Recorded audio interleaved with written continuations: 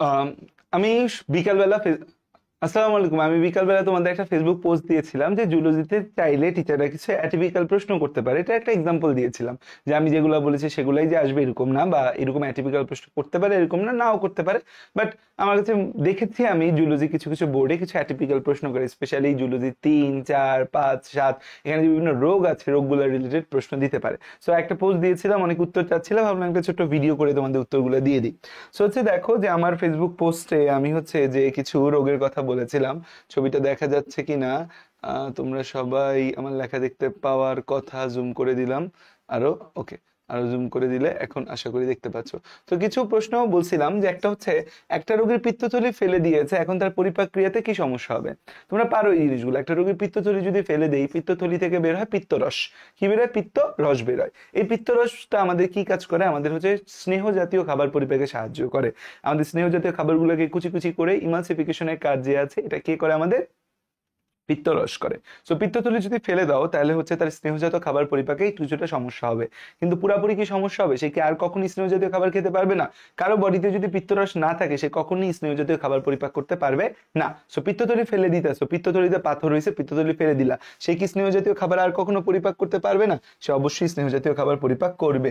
কারণ কি? কারণ হচ্ছে যে আমাদের এই পিত্তরস তৈরি হয় কই? পিত্তরস তৈরি হয় হচ্ছে আমাদের যকৃতে। পিত্তরস তৈরি কোথায় হয়?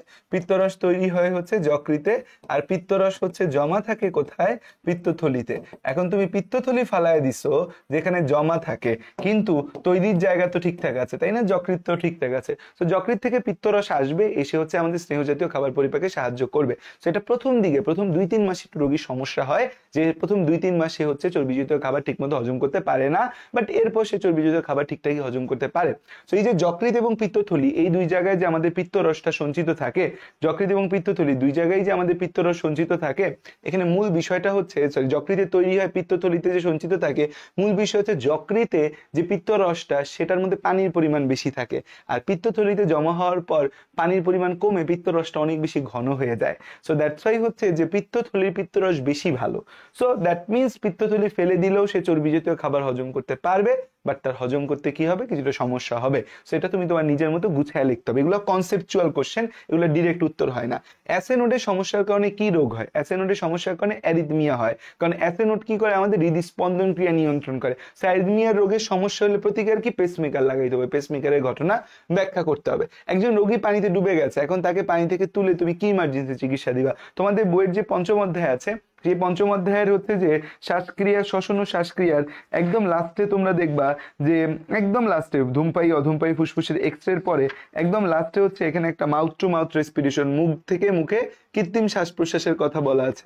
এটা একবার অন্তত পড়ে যাবা, এটা থেকে ঢাকা বোর্ডে একবার প্রশ্ন আসছে, একদম সহজ, জাস্ট স্টেপ ওয়াইজ এটা লিখে দিতে হবে। সো পানিতে ডুবে গেলে যে ইমার্জেন্সি ট্রিটমেন্ট হচ্ছে মাউথ টু মাউথ রেসপিরেশন, তাকে দিবা, কিভাবে দিবা সেটা পড়তে হবে। একজনের পাকস্থলীতে ক্ষতজনিত রোগী ভুগতেছে, কি পাকস্থলীতে আলসার হয়েছে, সহজ কিন্তু এটা, কিন্তু ক্ষতে আসলে পারো যে পাকস্থলী কেন নিজে পরিপাক হয়ে যায় না সেই কথাটা পারো, কিন্তু নিজে পরিপাক হয় না যে পয়েন্টগুলো আছে, এই পয়েন্টের কারণেই তো পাকস্থলীতে ক্ষত বা আলসার হয় না। সো তাহলে পাকস্থলীতে আমাদের হচ্ছে যে ক্ষতজনিত রোগে ভুগছে, কেন রোগে ভুগছে? কারণ তার পাকস্থলীতে আলসার হয়েছে। সো পাকস্থলী যে নিজে পরিপাক হয় না, এই যে 5টা পয়েন্ট আছে, সেই 5টা পয়েন্ট লিখেই বলতে হবে এই 5টা পয়েন্টের কারণে পাকস্থলী নিজে পরিপাক হয় না এবং পাকস্থলীতে সাধারণত কোনো ক্ষত হয় না। কিন্তু যদি তার হেলিকোব্যাক্টর পাইলোরি জন্মায় বা অ্যানিসাইড জাতীয় ওষুধ খায় বা সে বেশি স্ট্রেসে থাকে, বেশি ঝাল জাতীয় খাবার খায়, তখন তার পাকস্থলীতে ক্ষত হতে পারে, বা এই জায়গাগুলোর মধ্যে যে কোনো সমস্যার কারণে পাকস্থলীতে কিন্তু ক্ষত হতে পারে। করোনারি ধমনীতে রক্ত জমাট বেঁধে একজন হার্ট অ্যাটাক করলো, রক্ত জমাট বাঁধার প্রক্রিয়া, রক্ত জমাট বাঁধার প্রক্রিয়া চাইছে তোমাকে, যে ফ্লো চার্টের মাধ্যমে আমরা রক্ত জমাট বাঁধার প্রক্রিয়া পড়ছি না, জাস্ট সেই প্রসেসটাই কিন্তু আমাদের চেয়েছে। একজন রোগী করোনারি ধমনী 3টা শাখাতে ব্লক আছে, কোন ধরনের চিকিৎসা উত্তম হবে? মনে রাখবা, রক্তনালীতে যদি একটা রক্তনালী বা 2টা রক্তনালী যদি সরু হয়, ব্লক থাকে, তখন অ্যাঞ্জিওপ্লাস্টি বেটার, বা 3টা বা তার বেশি যদি ব্লক থাকে তখন করোনারি বাইপাস বেটার। সো হচ্ছে কি বেটার হবে? করোনারি বাইপাস বেটার হবে। ডে কেয়ারে বড় হয় একটা শিশু, তীব্র কানে ব্যথায় চিৎকার করতেছে, তাহলে শিশু বাচ্চা ডে কেয়ারে যারা জন্ম নেয়, যারা ডে কেয়ারে থাকে, যাদের বাবা মা ধূমপান করে, যারা অপরিষ্কার অপরিচ্ছন্ন পরিবেশে থাকে, তাদের কিন্তু অটাইটিস মিডিয়া বেশি হয়। সো অটাইটিস মিডিয়ার চিকিৎসা ও তার প্রতিকার। আমাদের হচ্ছে ধূমপায়ী ফুসফুসে কি কি সমস্যা দেখা যায়, বইয়ের মধ্যে আছে ধূমপায়ী ফুসফুসে কি কি সমস্যা দেখা যায়, আমরা একবার পড়ে নিব। পেস বোলিং করতে গিয়ে রিফাতের কাঁধের সন্ধিস্থান আচ্ছা